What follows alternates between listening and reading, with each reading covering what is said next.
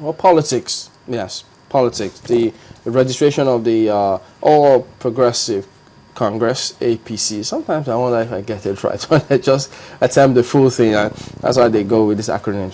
So many matters coming up on this one. Well, it's time to join up with Rinsola Abiola, who joins us from our studios in Abuja. She's the publicity head, public relations officer for All Progressive Youth Forum. Morning, and thank you for joining us. Well, it's interesting to know that they've got a youth forum. By the way, what do they do in this forum in that party? Hello, good morning. My name is Rinsola Abiola. I'm the interim PRO of the All Progressives Youth Forum, a coalition of youths within the APC. Before the registration took place, we used to refer to ourselves as a coalition of youths in the merging parties, but now that we are one, finally, we are a coalition of youths within the APC. Basically, what we are is a link between the revered elders of the party and young people like us who make up the mass of the voting population. And what we are doing is not just mobilizing youths for the party, but mobilizing the party for the youths and making them realize that the party can meet us at the point of our needs and that the APC is what Nigeria really needs right now to recover from the brink of destruction. You talk about points of your needs. What are these needs? Yes. Well, basically, we have staggering unemployment rate. Our universities are practically nothing to write home about. Lecturers are on strike, students are at home. The unemployment is bad, we don't have jobs. All these are things that the APC can tackle. And if you would take examples of APC states, for instance, now in Ogun, we have the lowest unemployment rate in the country.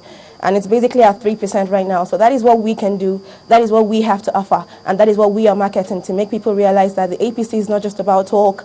We can act. We have the precedents, we have the antecedents, and we have what it takes to rescue Nigeria. You know, a whole lot of people have come up to say, well, the APC is not any different from what we already have with the ruling PDP. And you just gave us statistics from Osun State. Perhaps we also have some other states being governed by the PDP that can now also match that stats.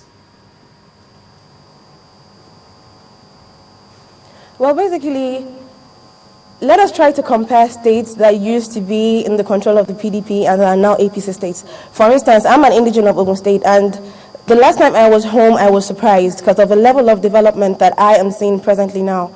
So it's not about the APC not being any different. The thing I keep saying is it's easy for people to sit and criticize us.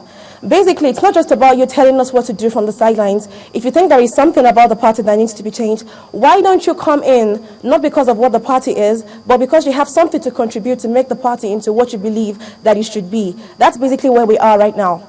So it's not about an issue of old wine, new bottle, or whatever. And I believe personally that if people are actually leaving the PDP now and coming to APC, it's a thing of honor and courage. Because hello? You go ahead. Okay.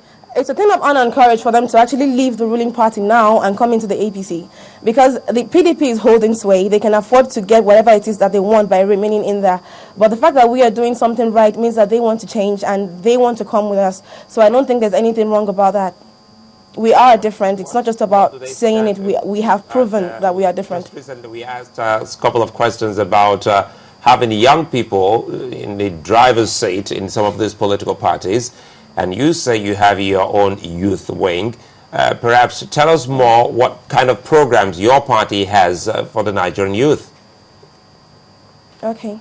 Basically, we have a youth forum, and our duty, as I said earlier, isn't just to mobilize youth for the party, but to mobilize the party for the youths. The one thing that I can tell you authoritatively, without any iota of doubt, is that in the APC, youths are seen as stakeholders.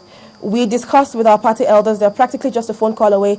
When the constitution was being drafted, we made inputs, we submitted proposals, we told them what we wanted and how to make the party more appealing to the youth. So these are people who are willing to listen. They just don't want to do things the way it is. It's not about business as usual. The APC is doing things, business the way it should be done. So basically that's where we are now. Honestly speaking, I can tell you, there is no way anybody would be a part of this and then complain, because the leaders are always willing to listen. Whatever we say is very important, and they have proven that. They have shown that. There is none of them that does not hold us in high regard. They have proved that over time. You know, I'm very taken aback with your optimism because, I mean, over and over again, people have said that, you know, politicians are essentially the same. That's why you have people leaving the PDP now and coming to your party. Here's the people say it's because you're just changing the coat. The people wearing the coats are essentially the same persons, and you seem to have a lot of faith in this particular, in the politicians generally. What informs the confidence you have?